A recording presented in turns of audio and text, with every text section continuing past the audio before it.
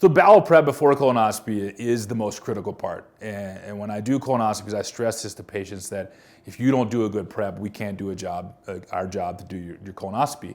We might miss polyps, particularly small flat ones, which often are the more dangerous ones. They're the kinds that can be missed and then spread and grow into cancer more quickly.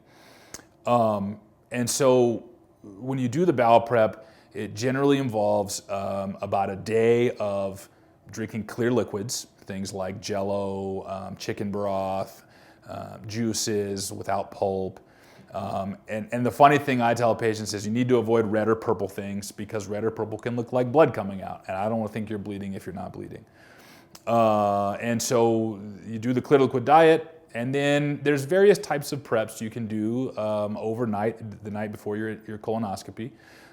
Some involve drinking like a salt solution that basically just holds water in your colon and then helps clean things out from the inside. Others involve large volumes of like what's called an osmotic factor, like cellulose, or more commonly polyethylene glycol, which is Miralax. You mix it with a bunch of Gatorade and you drink that down, and it cleans out your bowels. It's not the most pleasant, but it's not as bad as you might think. I always tell people,